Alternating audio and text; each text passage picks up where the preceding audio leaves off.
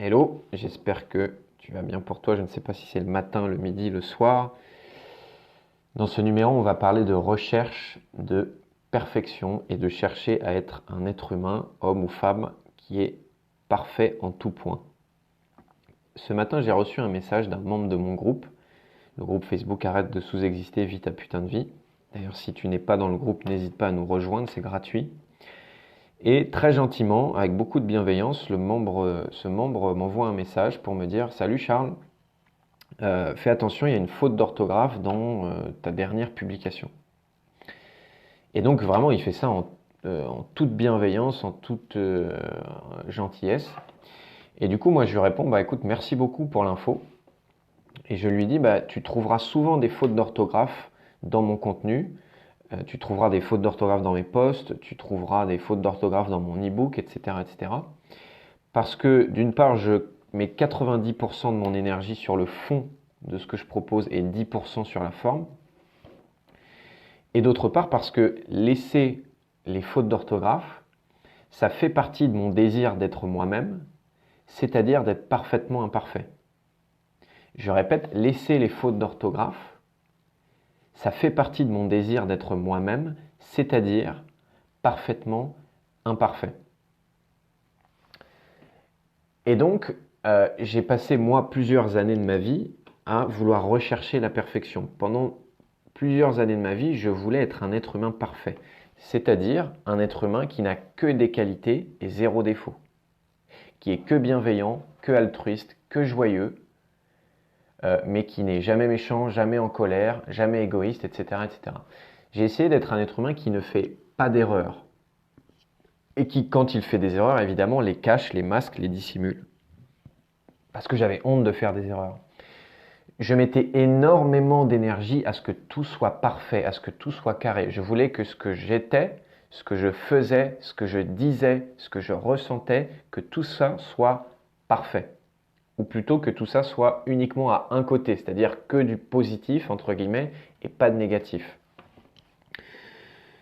Et donc, avant de sortir n'importe quel projet, d'entreprendre n'importe quelque chose, il fallait déjà que ce soit parfait avant de commencer. Parce que si c'était pas parfait, j'aurais jamais osé montrer ça au monde. Il fallait que ce soit tout carré, pas de faute d'orthographe, bien présenté, la bonne couleur de texte, la bonne forme de truc, pour que je puisse oser le montrer au monde. Le problème, c'est que quand tu fais ça, tu gaspilles énormément d'énergie à montrer une fausse image de toi et à essayer d'atteindre un objectif qui est inatteignable.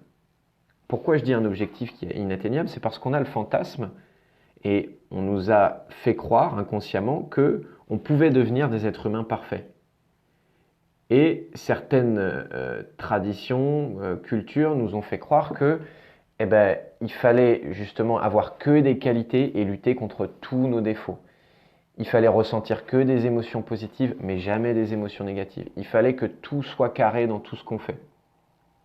Et que tout ce qui était en dehors de ça était mal, était mauvais. Et on s'est mis à croire qu'un jour, peut-être, on allait se réveiller à être des êtres humains parfaits, qui ne font jamais d'erreur, qui n'ont pas de failles, qui ont que des ups et jamais de down, etc., etc. Ça, c'est un fantasme, et quand tu poursuis un fantasme, tu souffres. La recette de la souffrance, c'est essayer d'atteindre un objectif qui n'est pas atteignable. Mais quand tu commences à comprendre que moi, comme toi, on est des êtres humains parfaitement imparfaits, c'est-à-dire que nous sommes parfaits dans notre imperfection, et que oui, on va faire des fautes d'orthographe, oui, on va faire des erreurs, oui, on a des failles, oui, on n'est pas tout le temps au top, ta vie n'est plus la même. Parce qu'au lieu de dissimuler tes erreurs et tes fautes, tu les assumes et tu peux concentrer l'énergie que tu utilisais pour cacher tout ça, cette énergie-là, tu peux l'utiliser pour autre chose. Mais quand tu comprends que tu es juste toi-même parfaitement imparfait et que tu peux rire de tes erreurs et que moi je peux rire de bégayer pendant un podcast et rire de faire une faute d'orthographe sur Facebook et rire de ne pas savoir répondre à une question quand on me la pose, en fait, c'est comme si tu passais de traverser ta vie avec un sac à dos de 50 kilos sur le dos à t'enlèves le sac à dos, tu te sens beaucoup plus léger en fait. Il y a tout un poids qui part de waouh, j'ai plus besoin d'être parfait parce que je le suis déjà. Je suis déjà un être parfaitement imparfait. Donc en fait, soit tu essayes de ressembler au fantasme d'un être humain parfait, et bah, tu signes un contrat avec la souffrance, la frustration, l'autoflagellation, la culpabilité, et tu n'y arriveras jamais. Soit tu comprends que tu es parfaitement imparfait, et jusqu'à la fin de tes jours, tu feras des erreurs. Jusqu'à la fin de tes jours, tu auras des émotions négatives. Jusqu'à la fin de tes jours, tu auras des qualités et des défauts. Et que ce qui est néfaste en plus quand tu fais ça, c'est que quand tu tentes de donner une image parfaite aux autres, et que parfois peut-être même tu y arrives, et que certains voient chez toi quelqu'un de parfait ou de presque parfait, et ben c'est là que commence la culpabilité de l'autre à se dire ah mais moi je suis pas bien, moi je suis moins bien que lui. Parce que lui, il est parfait. Lui, il fait jamais d'erreur. Lui, il réussit tout ce qu'il entreprend. Lui, il est tout le temps joyeux. Mais ce qu'il voit, c'est juste le masque que tu as porté et il voit pas tout ce qui se passe en coulisses.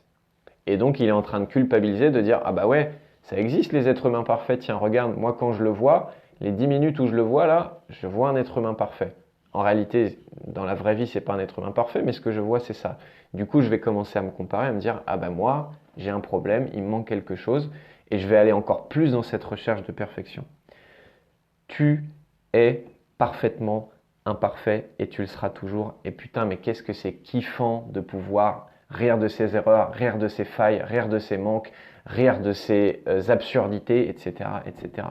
Donc si j'ai juste un message à faire passer dans ce podcast, c'est qu'est-ce qui se passerait si à partir de demain, tu assumais d'être un être humain parfaitement imparfait, avec ses qualités et avec ses défauts, avec ses échecs et ses réussites, avec son positif et son négatif, etc., etc. J'espère que tu as été inspiré par ce podcast. Si c'est le cas, n'hésite pas à me payer en like, en commentaire, en partage. Tu peux partager ce podcast. Si tu l'écoutes sur Spotify, il y a un petit bouton partager. Tu peux cliquer dessus pour partager sur tes réseaux sociaux. Plus tu vas partager, plus ce podcast va pouvoir impacter du monde. Je te souhaite la meilleure journée possible et je te dis à très bientôt.